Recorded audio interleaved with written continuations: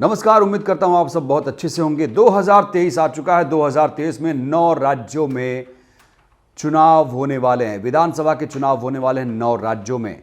मैं आपको सिलसिलेवार तरीके से इसका विश्लेषण करने वाला हूं कि कैसे सत्ता का परिवर्तन होगा 2024 में और क्या रणनीतियां बन रही हैं, कैसे कैसे लोग इसे लेकर उत्साहित हैं, पार्टियां क्या क्या कर रही हैं। लेकिन इससे पहले मैं 2023 के राज्यों के चुनावों का जिक्र करूं जो विधानसभा चुनाव होने वाले हैं।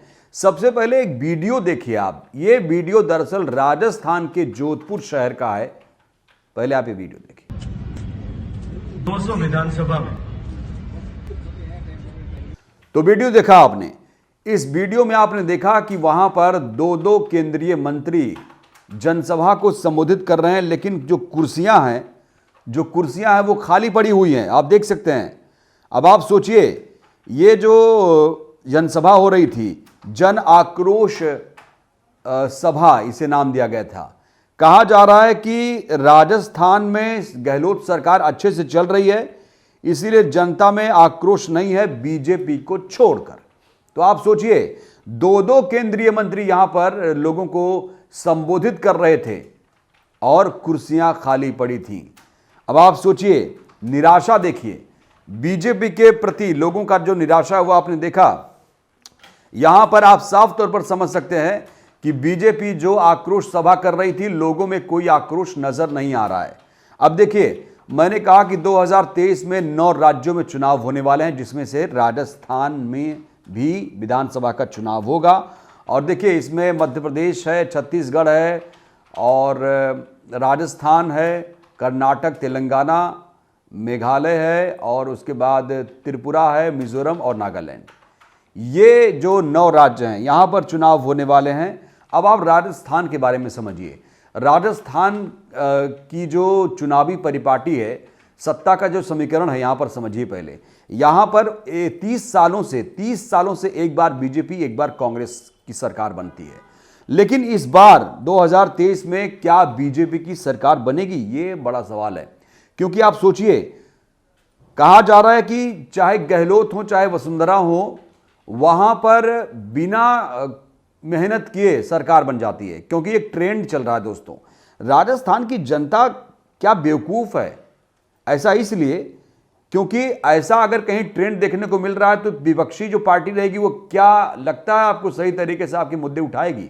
जैसा कि मैं राजस्थान में देख पा रहा हूं कि बेरोजगारों की जो स्थिति है वो बहुत ज्यादा दयनीय है। और ऐसे में बीजेपी कितनी मुखर है आपने देखा होगा। ये आप लोगों को बदलना पड़ेगा। जो लोग ये परिपाटी जो बन जाती है ना, परिपाटी की एक बार बीजेपी एक बार कांग्रेस, ये बहुत गलत ट्रेंड है, समझिए आप। और ये जनता इसमें बहुत बड़ी भूमिका निभाती है। जनता को सोचना चाहिए कि चाहे मौजूदा सरकार हो तो वो अगर अच्छा काम कर रही है उसके लिए आप वोट कर सकते हैं। ऐसा नहीं है कि आप ट्रेंड सेट कर दीजिए, विपक्षी पार्टी हनीमून मना के आ जाए या कहीं फॉरेन ट्रिप करके आ जाए, फिर से उसी कुर्सी दे देंगे, तो ये गलत है। राजस्थान वाले समझें।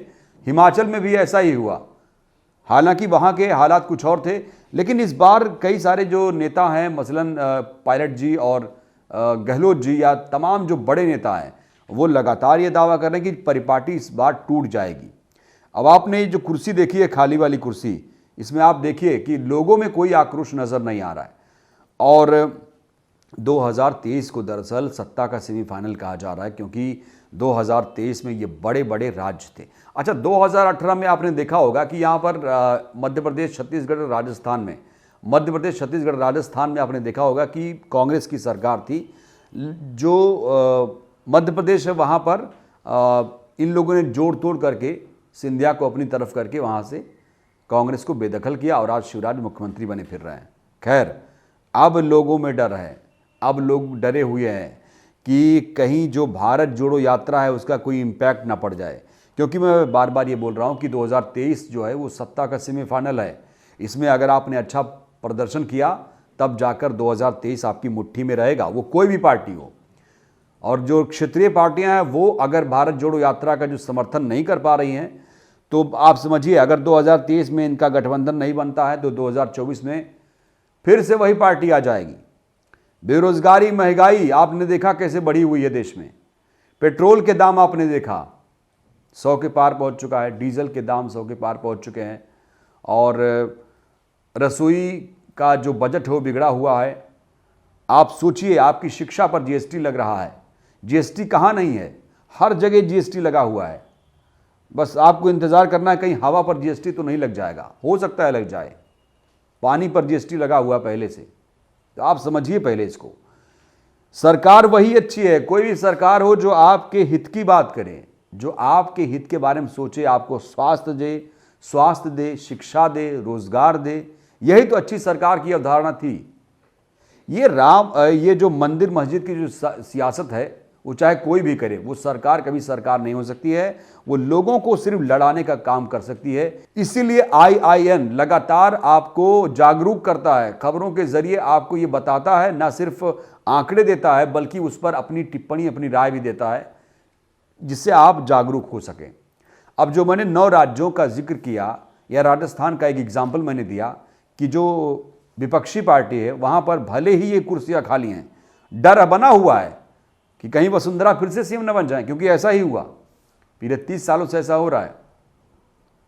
और अगर बन जाएंगी वसुंधरा मुख्यमंत्री, कोई ताज्जुब की बात नहीं है, फिर से कांग्रेस सरकार फिर बनेगी 2027 में, 2028 में, 5 साल बाद। तो अगर ऐसे ट्रेंड चल रहा है तो ये जनता की बहुत बड़ी नासमझी है, आपको इसे समझना पड़ेगा। और रही बात सत्ता के सेमीफाइनल की, तो ये जो 5 राज्य हैं, मध्य प्रदेश, छत्तीसगढ़, राजस्थान, कर्नाटक, तेलंगाना, ये जो राज्य हैं बहुत ज़्यादा महत्वपूर्ण भूमिका निभाने वाले हैं। आप सोचिए, अगर इसमें अच्छा प्रदर्शन हो गया तो जाहिर सी बात है आपका जो मोटिवेशन है वो बढ़ जाएगा और 2024 के लिए आपका हौसला जो है बढ़ेगा। तो ये हौसला देने वाले हैं। ये जो चुनाव है, इसको हल्के में अगर कोई ले रहा है तो 2024 में ये कोई कहे कि